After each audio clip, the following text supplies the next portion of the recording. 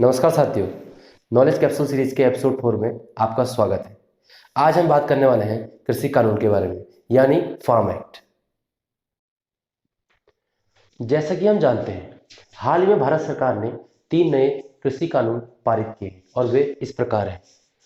Act number 1, the farmers produce trade and commerce promotion and facilitation act 2020, यानी कृषि उपज व्यापार और वाणिज्य संवर्धन और सरलीकरण अधिनियम 2020।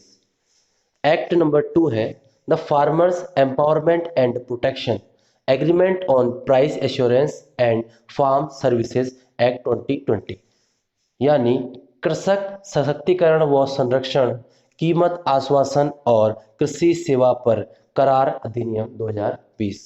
और एक्ट नंबर 3 है the essential commodity amendment act 2020, यानी आवश्यक वस्तुएं संशोधन अधिनियम 2020। अब बात करते हैं एक्ट फर्स्ट के बारे में। इस कानून को समझने के लिए इस कानून का नाम समझना जरूरी है। इस नाम के 3 पक्ष हैं: farm produce, trade and commerce और promotion and facilitation. Farm produce का मतलब कि किसान द्वारा उगाई गई फसल, उसमें अनाज भी हो सकता है, डेयरी प्रोडक्ट भी हो सकते हैं, वेजिटेबल्स भी हो सकती हैं, ऑयल सीड्स भी हो सकते हैं, अर्थात कोई भी फसल जो किसान उगाएगा उसे हम फार्म प्रोड्यूस में रखते हैं। अगला है ट्रेड एंड कॉमर्स। किसान द्वारा उगाई गई फसल का जो भी किसान को लाभ मिलता है उसे हम बोलते हैं ट्रेड, और उससे संबंधित सभी गतिविधियां क्या कहलाती हैं? कॉमर्स कहलाती हैं। तीसरा पॉइंट है इसका प्रमोशन एंड फैसिलिटेशन। इसका मतलब कि जो कृषि उपज है उसको बढ़ाना, प्रमोट करना, और फैसिलिटेशन मतलब किसी भी प्रकार की दिक्कत होने पर सरकार द्वारा उस समस्या का समाधान करना। यह इसका सामान्य अर्थ है। अब हम बात करते हैं इस कानून से संबंधित कुछ मुख्य बातें, मतलब मेन प्रोविजंस। जैसा कि आप देख पा रहे हैं, मैंने यहाँ पे 5 पॉइंट्स लिखे हैं जो मुख्य बातें इस कानून से संबंधित हैं। जैसा कि पहला पॉइंट है ट्रेडिंग एरियाज आउटसाइड एपीएमसी। अब आपके मन में जो सवाल आएगा कि ये एपीएमसी मैंने यहाँ पे क्यों लिखा है। एपीएमसी का फुल फॉर्म होता है एग्रीकल्चरल प्रोड्यूस मार्केट कमेटी, यानी कृषि मंडी। अगर हम अपनी साधारण भाषा में बात करें तो इसको कृषि मंडी के नाम से जाना जाता है। अभी हम इसको आगे अच्छे से डिस्कस करेंगे, फिलहाल हम अभी आगे बढ़ते हैं। जैसा यहाँ पे लिखा कि ट्रेडिंग एरियाज आउटसाइड एपीएमसी, इसका मतलब यह है कि इस कानून के आने से पहले किसान अपनी फसल केवल कृषि मंडी में ही जाकर बेच सकता था, यानी वो किसी दूसरे स्टेट में नहीं जा सकता था बेचने के लिए, या किसी पर्टिकुलर किसी प्रत्येक व्यक्ति किसी व्यक्ति को नहीं बेच सकता था, मतलब कि किसी मंडी में ही जाकर बेच पाएगा, उसके अलावा कहीं नहीं बेच पाएगा। लेकिन इस कानून के तहत अब किसान को ये चॉइस दी गई है कि किसान मंडी से बाहर भी बेच सकता है, यानी मंडी में भी बेच सकता है और मंडी से बाहर भी बेच सकता है। अब मंडी से बाहर बेचने का क्या मतलब है? जैसे कि फार्म गेट। अब हम मान लीजिए बहुत सारे खेत होते हैं, तो खेतों के पास ही क्या हो जाता है, कोई भी व्यक्ति अपना फार्म गेट बना सकता है, मतलब कि वहां पर वो सारा अनाज खरीद के रख लेगा और वहां से वो उसको जो है एक्सपोर्ट कर सकता है। तो ये होता है फार्म गेट। दूसरा होता है वेयर हाउस, इसको भी हम बोलते हैं भंडारण गृह बोलते हैं हिंदी में। और तीसरा होता है फैक्ट्री। एग्जाम्पल ले लीजिए, किसी किसान ने आलू उगाया और किसी फैक्ट्री, जैसे मान लीजिए एग्जाम्पल में लेस का एग्जाम्पल लेते हैं, लेस जो चिप्स का कंपनी है, लेस कंपनी सीधे किसान के पास गई और किसान से आलू खरीदा डायरेक्ट, जो अभी कानून में पॉसिबल है, जो कानून ने अभी किसानों को छूट दी है। इससे पहले ऐसा पॉसिबल नहीं था। इससे पहले क्या था कि किसान अपने आलू को लेकर मंडी में जाएगा और जो व्यापारी जो जिसको आलू खरीदना है वो भी मंडी में जाएगा, और जो मंडी है, मंडी में आड़तीये बोलते हैं जिनको हम मिडिल मैन कहा जाता है, वो वहाँ पे मिडिल मैन का काम करते हैं और दोनों का जो है लिंक कराते हैं। जैसे कि किसान अपना अनाज वहां बेचेगा और जो व्यापारी है उससे वहां पे से खरीद सकता है। ठीक है, तो पहला मतलब ये हो गया कि ट्रेडिंग एरियाज आउटसाइड एपीएमसी। इसका साफ साफ मतलब ये निकला कि किसान अपने अनाज को या अपनी फसल को मंडी से बाहर भी बेच सकता है। पॉइंट नंबर 1, इंट्रा स्टेट और इंटर स्टेट। इसका मतलब हमारे भारत में लगभग 7000 एपीएमसी मंडियां हैं। एपीएमसी मंडी मतलब कृषि मंडियां। हमारे भारत में लगभग 7000 कृषि मंडियां हैं, लेकिन किसान को अपनी फसल को अपने ही क्षेत्र की मंडी में बेचना पड़ता है। इस कानून के तहत किसान को यह छूट दी गई है कि किसान अपनी फसल को अपनी मंडी के बजाय और राज्यों की मंडी में भी बेच सकता है, किसी प्राइवेट व्यक्ति को भी बेच सकता है, किसी को भी किसान अपनी फसल बेच सकता है, उसको किसी प्रकार का कोई रेस्ट्रिक्शन नहीं है। Point number 2। पॉइंट नंबर 3, जैसा कि हम जानते हैं आजकल आप सब सभी लोग देखते होंगे कि हमको कुछ कपड़े खरीदने होते हैं तो हम क्या करते हैं, हम सीधे ऑनलाइन वेबसाइट पर जाते हैं और कपड़े परचेज कर लेते हैं। तो इसमें क्या होता है कि बीच में कोई मिडिल मैन का यहाँ पे मतलब नहीं होता। तो ऐसे ही कोशिश की जा रही है कि किसान को भी, कृषि को भी इसी तरह से ऑनलाइन ट्रेडिंग में लाया जाए। जैसे एग्जांपल ले सकते हैं, मान लीजिए कोई व्यक्ति नैनीताल का है, उसको तमिलनाडु में कोई ऐसी फैक्ट्री है जो आयुर्वेदिक फैक्ट्री है और नैनीताल में वो औषधि पाई जाती है। ठीक है, नैनीताल के व्यक्ति ने ऑनलाइन ट्रेडिंग में कोई एक ऐप है जो कृषि से संबंधित है, उसमें जाकर अपना रजिस्ट्रेशन कराया और वो उसमें जो है अपना फसल को किसी भी व्यक्ति को बेच सकता है। जैसे आपको मैंने एग्जांपल बताया, तमिलनाडु की जो फैक्ट्री आयुर्वेदिक, वो उनसे कांटेक्ट कर सकती है नैनीताल के किसान से और उसकी फसल को ऑनलाइन खरीद सकती है। बाकी ट्रांसपोर्टेशन कॉस्ट वो सब बॉन्ड के अकॉर्डिंग जो है हो जाएगा। ठीक है, पॉइंट नंबर 2। पॉइंट नंबर 3 हो चुका। अब बात करते हैं पॉइंट नंबर 4, जो है नो स्टेट टैक्स। जब सरकार ने ये कानून बनाया तो सरकार के मन में ये शंका थी कि जो राज्य हैं वो इस कानून के लिए दिक्कत क्रिएट कर सकते हैं, यानी राज्य अपने क्षेत्र में कोई भी फसल या कोई भी किसान का अनाज आने में उस पर टैक्स बढ़ा सकते हैं। तो सरकार ने इस कानून के तहत साफ साफ बातें लिख दी कि कोई भी राज्य किसी भी प्रकार का टैक्स नहीं लगाएगा। इसका मतलब किसान अपनी फसल को कहीं से भी कहीं तक बेच सकता है, उसे किसी भी प्रकार का टैक्स किसी भी राज्य को नहीं देना होगा। Point number 4। अब बात करते हैं point number 5, dispute settlement.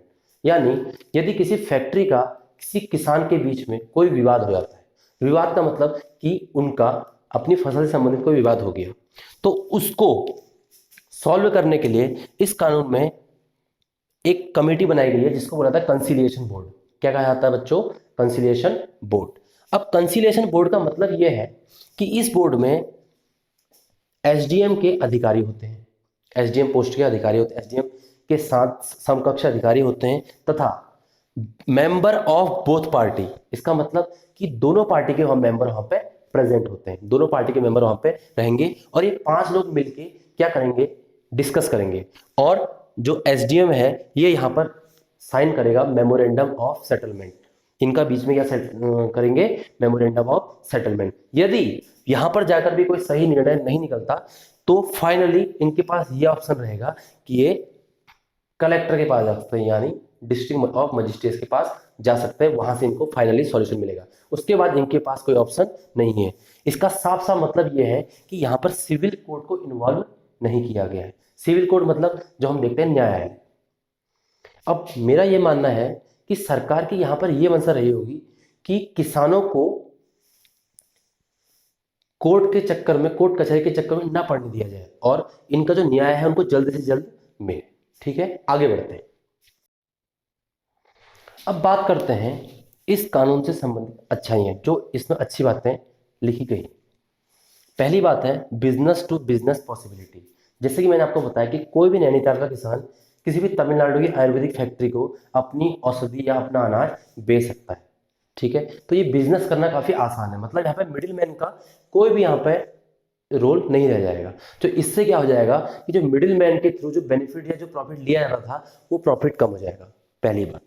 Point number 2, inter state और इंट्रा स्टेट। जैसा कि आपको बताया था 7000 मंडियां होती हैं, हमको अथॉरिटी किसान को केवल यही है कि वो केवल एक मंडी पर जाकर बेचे। अब किसान के पास इतनी पॉसिबिलिटी कि वो 7000 मंडियों में भी बेच सकता है, वो प्राइवेट फैक्ट्रियों में भी बेच सकता है, वो वेयर हाउस को भी बेच सकता है। तो किसान के लिए बेनिफिट ये हो गया कि किसान की चॉइसेस बढ़ चुकी हैं और चॉइसेस बढ़ने के साथ साथ उसको अच्छी कीमत मिलने की भी उम्मीद है। अगले बात करते हैं बेटर कंपटीशन। अब आप जब जानते हैं, जैसे कि शुरुआत करते हैं, जैसे शुरुआत में बीएसएनएल था, ये आइडिया था, तो इनके जो टॉप अप रिचार्जेस होते थे काफी महंगे हुआ करते थे। 15 रुपए में 100 MB, 50 रुपए में 250 MB, इस तरह से। लेकिन जैसे जियो कंपटीशन में आया, प्राइवेटाइजेशन हुआ कम्युनिकेशन का, तो क्या हुआ, अब आप देख ही रहे कि 249 में आप जो है 2 GB पर डे का डाटा ले सकते हैं। तो ये क्या है, बेटर कंपटीशन की पॉसिबिलिटीज है। तो आने वाले समय में ऐसा किसानों के साथ भी हो सकता है। अगला पॉइंट है इनोवेशन। जैसे ही कंपटीशन बढ़ेगा तो इनोवेशन होने की संभावनाएं भी बढ़ जाएंगी। और लास्ट पॉइंट, जब हम कपड़े ऑनलाइन खरीद सकते हैं, सब्जियां फल ऑनलाइन खरीद सकते हैं, और जो है शूज ऑनलाइन खरीद सकते हैं, काफी सारी चीजें ऐसी है जो ऑनलाइन, सभी कुछ लगभग ऑनलाइन खरीदा जा सकता है, बुक्स ऑनलाइन खरीद सकते हैं। तो क्यों ना ऐसे किसानों के साथ भी किया जाए, क्यों ना उनको भी इस शाखा से जोड़ा जाए। तो ये होना जरूरी है। ठीक है, आगे बढ़ते हैं। अब हम बात करते हैं इस कानून से संबंधित कुछ महत्वपूर्ण चिंताएं। जैसे कि आप जानते हैं कि आज किसानों को आंदोलन करते हुए लगभग 72 दिन हो चुके हैं। किसान दिल्ली के टिकरी बॉर्डर, सिंधु बॉर्डर और गाजीपुर बॉर्डर में लगातार बैठे हुए हैं। तो उनकी जो संबंध मुख्यतः चिंताएं हैं वो कुछ इस तरह से हैं कि यदि प्राइवेट मंडी आ जाएंगी, प्राइवेट मंडी को मतलब जैसे मैंने आपको बताया फार्म गेट, वेयर हाउस, कोई भी फैक्ट्री, अगर किसान इनको डायरेक्ट फसल बेचने लगेगा तो क्या होगा कि किसानों को किसी प्रकार का कोई टैक्स देना होगा नहीं। तो किसान एपीएमसी मंडी की ओर को नहीं आएंगे, बहुत मुश्किल है कि वो उस ओर को आए, क्योंकि एपीएमसी मंडी में टैक्स लगता है। ठीक है, टैक्स लगता है, जैसे कि मिडिल मैन का टैक्स लगता है, वहां पर क्या लगता है, स्टेट सेस लगता है, स्टेट टैक्स लगता है। तो वहां पर काफी सारे टैक्स लगते हैं, जिससे क्या फसल की कीमत जो है किसानों को थोड़ा कम मिलती है। तो ये चिंताएं हैं इस कानून से संबंधित कि एपीएमसी मंडी में भी कई सारे वर्कर काम करते हैं, कई मजदूर काम करते हैं, जो अनाज को ढोते हैं, अनाज को संभालते हैं। तो कई लोगों की जीविका उस पर आधारित है। लेकिन अगर एपीएमसी मंडी वर्क नहीं करेंगी तो ऐसे कई लोगों की जो नौकरी संकट में आ सकती है। तो किसानों के लिए यही समस्या भी है। और पॉइंट नंबर 2 है जुडिशियल सपोर्ट। मतलब मैंने अभी आपको बताया कि कोई भी अगर डिस्प्यूट होता है तो एसडीएम उसको सॉल्व करेगा, मतलब ब्यूरोक्रेसी सॉल्व करेगी। तो ऐसा आने वाले भविष्य में हो सकता है कि जो एसडीएम है, जो ब्यूरोक्रेसी है, उस वो किसी फैक्ट्री या किसी बड़ी कंपनी के दबाव में आकर डिसीजन उस फैक्ट्री के मालिक की तरफ दे सकती है। ये संभावनाएं हैं। तो यहाँ पर सिविल कोर्ट का होना जरूरी है। ठीक है, लेकिन सरकार की चिंता यहाँ पर यह है कि सिविल कोर्ट के चक्कर में किसान ना पड़े। यहाँ पर यह होना जरूरी है कि सिविल कोर्ट एटलीस्ट वहां पर इन्वॉल्वमेंट होना चाहिए। Point number 2। पॉइंट नंबर 3 है नो रेगुलेशन। इसका मतलब क्या है कि यदि आपको किसी भी किसान की उपज खरीदनी है तो आपको कोई ज्यादा हार्ड एंड फास्ट रजिस्ट्रेशन कराने की जरूरत नहीं है। आपको ओनली एंड ओनली जरूरत है एक पैन कार्ड की। किसकी है बच्चों, किसकी है my dear friends, pan card की। मतलब कि एक पैन कार्ड की मदद से आप जो है अपना रजिस्ट्रेशन कर सकते हैं, और इससे ये संभावना है कि वो फैक्ट्री मालिक भाग भी सकता है या फैक्ट्री मालिक किसान को धोखा दे सकता है। तो ये कुछ इंपॉर्टेंट समस्याएं हैं किससे संबंधित, एक्ट फर्स्ट से संबंधित।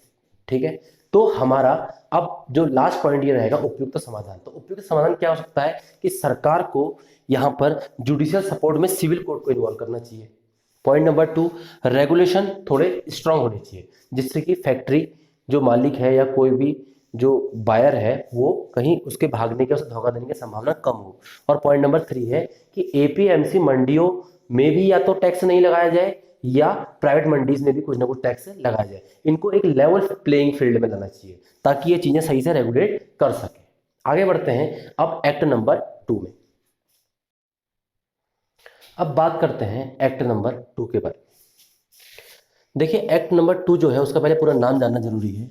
The farmer empowerment and protection agreement on price assurance and farm services act 2020, जिसका हिंदी में मतलब है कृषक सशक्तिकरण एवं संरक्षण, कीमत आश्वासन और कृषि सेवा पर करार अधिनियम 2020।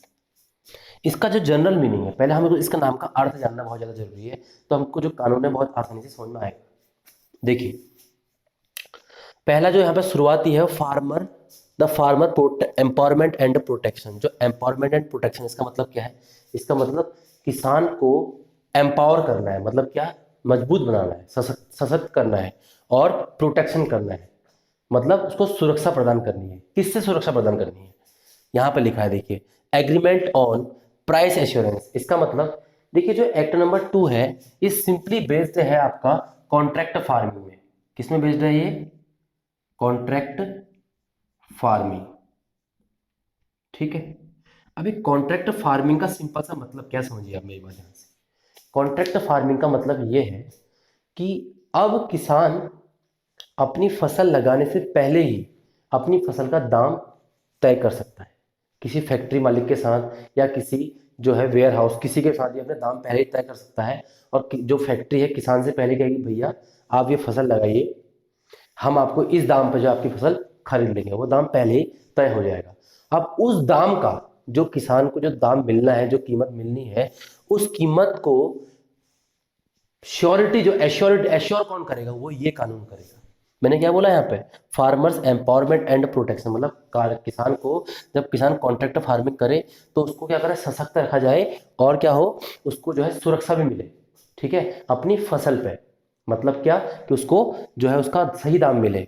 किस एग्रीमेंट में, प्राइस एश्योरेंस, मतलब जो कीमत तय की गई है। इसका साफ साफ मतलब ये है कि जो किसान है वो अपनी जो शुरुआत में कीमत तय की गई है उस कीमत पर ही फसल को बेचेगा। बाद में फैक्ट्री या कंपनी ये नहीं बोलेगी कि अभी मार्केट में इसकी कीमत कम हो चुकी है तो हम आपसे इस कम कीमत में खरीदेंगे, क्योंकि बात पहले शुरू में जो डील्स हुई थी वो शुरुआत कीमत पे हुई थी ना।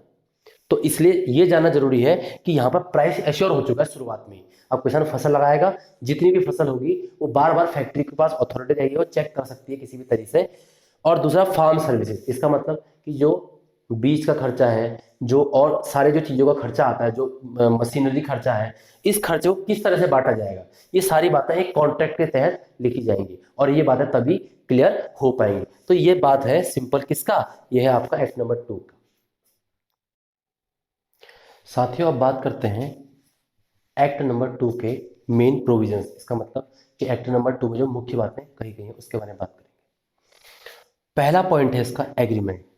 इसका मतलब क्या कि जो फार्मर और स्पॉन्सर, स्पॉन्सर का मतलब कोई फैक्ट्री या कोई कंपनी कोई भी हो सकता है, तो उनके बीच का एग्रीमेंट, उसके बारे में यहाँ पे बात कही गई कि उनका बीच का एग्रीमेंट किस तरह से जो है वो बनेगा। ठीक है ना, वहाँ पे फार्म प्रोड्यूस मतलब किसान की जो फसल है उसके बारे में बातें कही गई हैं और उसमें जो सर्विसेज है उनके जो एक्सपेंसेस है उसे किस तरह से बांटा जाएगा वो सब यहाँ पे एग्रीमेंट में कहा गया है। यह है पॉइंट नंबर 1। दूसरा पीरियड, इसका मतलब कि किसान की जो अपनी उपज है उसमें फसल भी हो सकती है, उसमें जो है कोई भी प्रोडक्ट हो सकता है, वो वंस जो है सीजन से लेके 5 ईयर तक उसका कॉन्ट्रैक्ट हो सकता है। इसका मतलब जैसे अगर कोई मान लीजिए कोई क्रॉप है, कोई क्रॉप का एक सीजन है, उस एक सीजन से लेके 5 ईयर तक उसका कॉन्ट्रैक्ट बन सकता है। तीसरा है मॉडल कॉन्ट्रैक्ट। मॉडल कॉन्ट्रैक्ट का इसका मतलब क्या है, इसका मतलब यह है यदि सरकार चाहे तो एक परफॉर्मा मतलब एक फॉर्मेट तैयार कर सकती है जिसमें वो किसानों और स्पॉन्सर के बीच का एक कॉन्ट्रैक्ट बना सकती है यदि सरकार चाहे। यहाँ पर ये जो लिखा है में,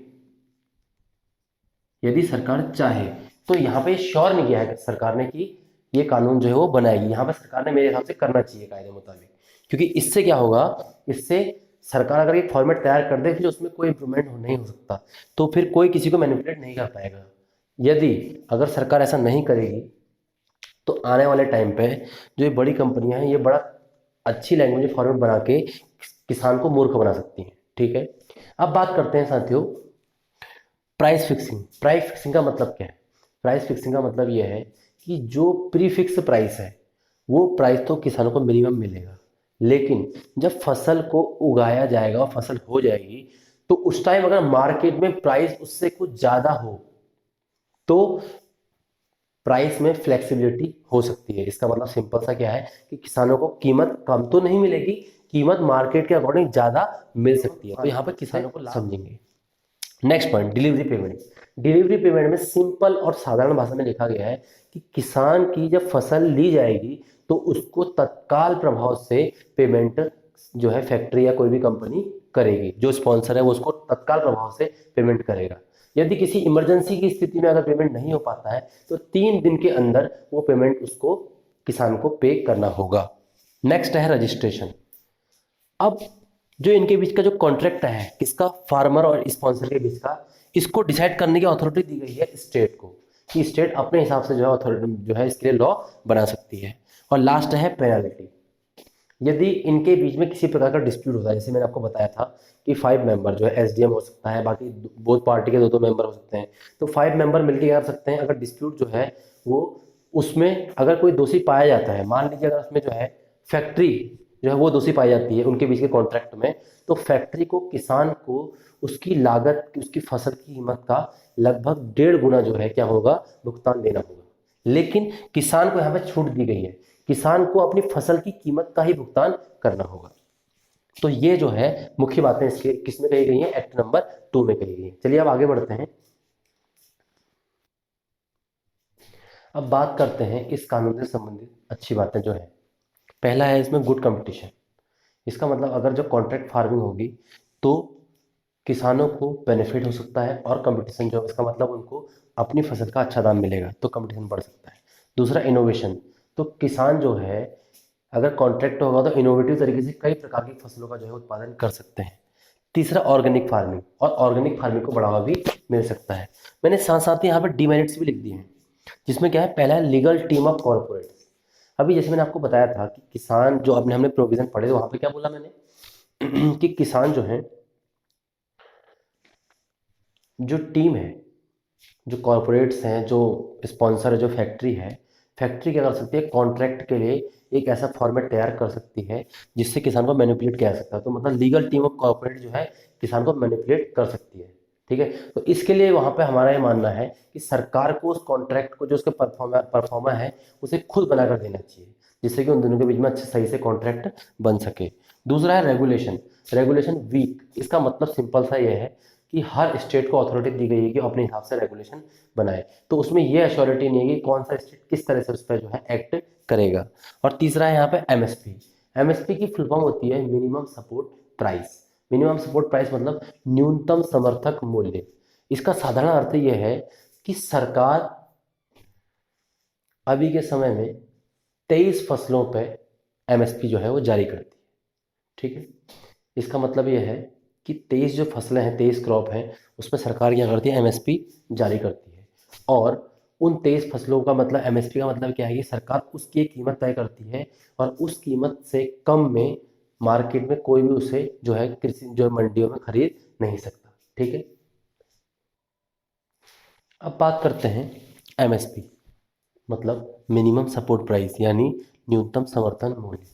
इसका साधारण अर्थ यह है कि किसान की जो फसलें होती हैं या किसान की जो अनाज है उसको सरकार उसके लिए एक जो है समर्थन मूल्य तय करती है। ठीक है, उस मूल्य को तय किस तरह से किया जाता है, आप ध्यान से समझिए इस बात को। एक कमिटी होती है, क्या, commission on agricultural cost prices. ये जो कमेटी होती है रिकमेंड करती है CCEA, cabinet commission on economic affairs, इस कमेटी को क्या करती है, रिकमेंड करती है, और ये कमेटी क्या करती है, एमएसपी को डिसाइड करती है, एमएसपी फिक्स करती है। उसके बाद जो एमएसपी फिक्स होता है उससे उस रेट पे फसलें कौन लेता है, वो लेता है एपीएमसी मंडी, जो हमने बोला था, क्या, एग्रीकल्चरल प्रोड्यूस मार्केट कमेटी या FCI, food corporation of India. अब ध्यान से सुनिए, फूड कॉर्पोरेशन ऑफ इंडिया का मतलब क्या है। फूड कॉर्पोरेशन ऑफ इंडिया क्या है, गवर्नमेंट जो अनाज खरीदती है और फिर उसको क्या करती है गवर्नमेंट, उस अनाज को पीडीएस मतलब पब्लिक डिस्ट्रीब्यूशन सिस्टम, इसके थ्रू क्या करती है, जो गरीब जो बीपीएल कार्ड से नीचे के लोग होते हैं उनको उनको जो है वो अनाज दिया जाता है, उनके लिए जो है उसका जो है भरण पोषण किया जाता है। ठीक है, अब आगे बात करते हैं। अभी लगभग सरकार 23 फसलों पे एमएसपी जो है तय करती है, लेकिन सरकार जिन फसलों को खरीदती है वो केवल 2 फसलें हैं, जो है राइस और वीट, यानी जो धान और गेहूं। ठीक है, सरकार का फसलों को तय करना जो कहलाता है वो तो कहलाता है मिनिमम सपोर्ट प्राइस एमएसपी, लेकिन सरकार का उस दाम पर फसल को खरीदना कहलाता है प्रोक्योरमेंट। क्या कहलाता है dear students, dear friends, procurements कहलाता है। ठीक है, अब आगे बढ़ते हैं।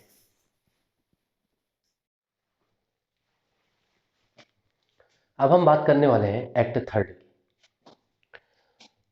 दरअसल एक्ट थर्ड जो है वो नया कानून नहीं है, वो 1955 के कानून का संशोधन है। 1955 में नेहरू जी द्वारा एक कानून लाया गया जिसे कहा गया द एसेंशियल कमोडिटी एक्ट 1955। इस कानून के तहत यह बात कही गई थी कि कोई भी व्यक्ति अनाज का या किसी प्रकार के जो फूड मटेरियल है उसका जो है स्टोरेज नहीं कर सकता, ठीक है। लेकिन जब ये अभी जो ये कानून है, ठीक है, लेकिन वो इस कानून को लाने के पीछे कारण ये था कि देश में अनाज की कमी ना पड़े, क्योंकि लोग क्या करते थे कि अनाज को भंडारण कर देते थे और कीमत अधिक होने पर ही मार्केट में उतारते थे। तो इस प्रॉब्लम को सॉल्व करने के लिए नेहरू जी द्वारा जो कानून लाया गया वो था the essential commodity act 1955। But अब ऐसी स्थिति हमारे देश में नहीं है। अब हमारे देश के पास काफ़ी ज़्यादा अनाज है, काफ़ी ज़्यादा जो है फूड मटेरियल रहता है, तो हमारा देश बल्कि अब एक्सपोर्ट भी करता है। इंपोर्ट के बजाय हमारा देश क्या करता है, एक्सपोर्ट करता है। तो इसलिए अब ये कानून लाया गया है कि अनाज का भंडारण जो है आप कर सकते हैं, ठीक है। केवल एक ही स्थिति है जब आप अनाज का भंडारण नहीं कर सकते, तो उसके लिए एक्स्ट्रा ऑर्डिनरी सर्कमस्टांसेस यहाँ पे मैंने लिखा है। क्या? एक तो वॉर, जब कभी किसी देश का किसी और देश से वॉर चल रहा हो तो अनाज का भंडारण नहीं किया जा सकता, अनाज का या जो है फसलें या उपज का भंडारण नहीं किया जा सकता। दूसरा फेमाइन, भुखमरी के टाइम पे भी भंडारण नहीं कर सकते। नेचुरल कैलेमिटी जैसा भी कोरोना है, ऐसे टाइम पे भी नहीं किया जा सकता भंडारण।